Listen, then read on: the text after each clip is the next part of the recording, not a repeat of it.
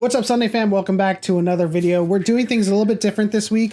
There's a lot of K-dramas to watch out there, and so we're kind of, I guess, dividing and conquering, and we're going to be watching a lot of them and talking about a lot of the stuff that we're watching, starting with Dark Hole. Yes.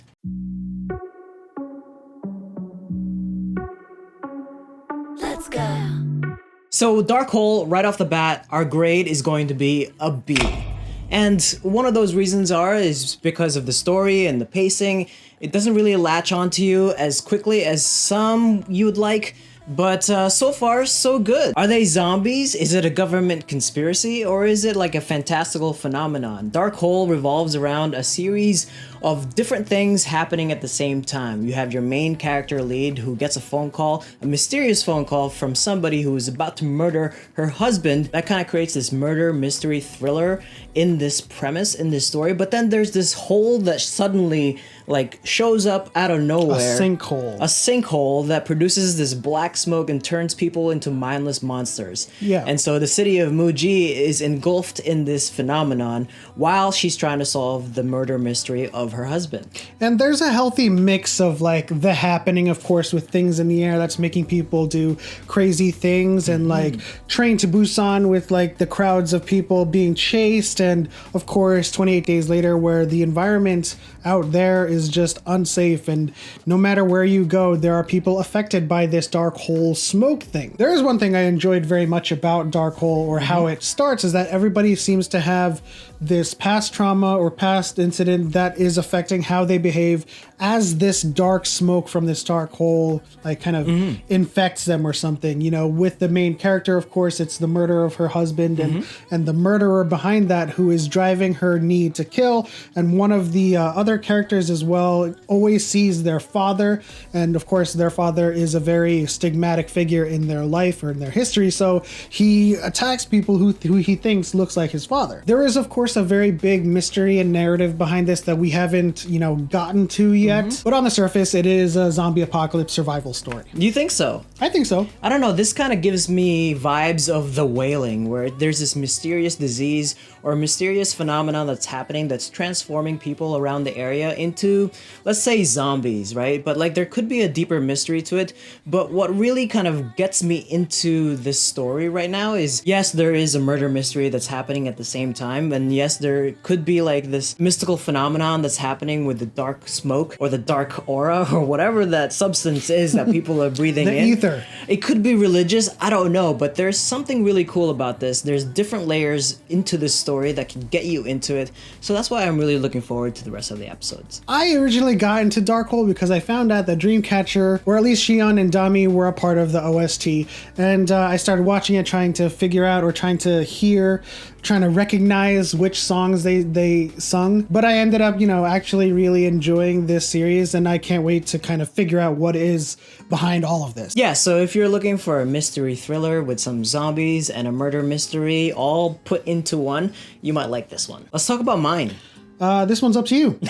Let's live vicariously through the rich and the restless. Mine revolves around powerful women who use their own tactics for influence. They live in this powerful hierarchy where they live in one area. They all have their own place within the system, and they have their own specific types of power. But it's a hierarchy system where the older you are, the more power you have, and it ladders down to the youngest. But as you dig deeper into the show, these rich and powerful figures often have their own problems. The more money you have, the more problems you have. They have so much influence in their society that they can do whatever they want. But there are some deeper meanings that happen in between the layers of the story. And I'm just so intrigued by seeing these powerful women navigate their way around their world, trying to fight for or developing tactics to put them ahead of each other. A thrilling mystery unfolds between a specific household in this family. A tutor is introduced into the very first episode that could be, and you might know this by now, but could be the biological mother of a certain prince. But what makes it more intriguing is that all of the women in this family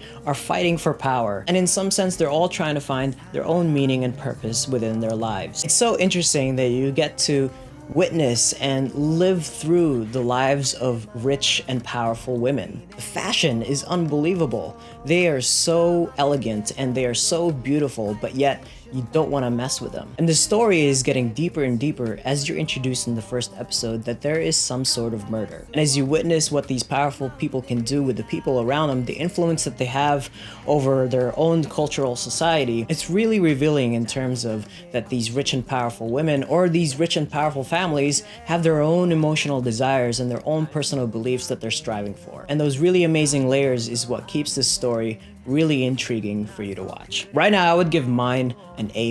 It's really, really good. It's really deep. There's many layers to uncover here, but you will love it as you progress. Next, we're gonna talk about Bossam, Steal Your Fate. This period drama revolves around a world of stealing wives. Yes, there was a service back in the day about stealing wives. Just so happened this stolen wife is a princess of Korea. A cat and mouse chase ensues, but what makes it even more interesting is the political intrigue and power plays involving the king and its conspiring constituents as they scheme their way to stay in power, even at the price of the life of the princess. Unbeknownst to Bawu, he himself, his son, and the princess, they have to run away and kind of stay away from the royal guards or the assassins that are assigned from the royal constituency to track him down and make sure that she stays dead. This conspiracy about keeping the princess dead has huge implications in terms of the royal family, whether that will cause a war within the constituents or cause an uproar or some sort of rebellion, causing the king himself to be dethroned. But what makes it really interesting is that the relationships between Bawu, the princess, and the son kind of creates this familiar bond as they stick together through thick and thin. Right now, I would give Bossam, Steal of Fate a B+. Now let's talk about Youth of May. It's a romantic drama that takes place in the 1980. Well, to be more precise, it's May 1980 during the Gwangju uprising. And what that means is it's really the democratization of South Korea. With that as a backdrop, we meet two people that fall in love, two people that are on opposite tracks of their lives. Lee Do-hyun and Go Min-si plays as our lead couple here. You might recognize them from Sweet Home, where they played siblings opposite each other. Hong Hae-tae has to follow into his father's political footsteps and marry into a powerful political family. But a certain set of circumstances mess that all up when he meets Go Min-si's character. She's actually from a poor family, but nevertheless, they fall in love. And the complications between their relationships and the political rivalries that's happening in the backdrop here creates this really intriguing factor for this drama. It's a slow burn type of drama that might just pull on your heartstrings. You end up rooting for these couples to pull through, despite their familial differences. Right now, I would give Youth of May a B+. Now let's talk about Doom at Your Service. I have seen that. Go ahead.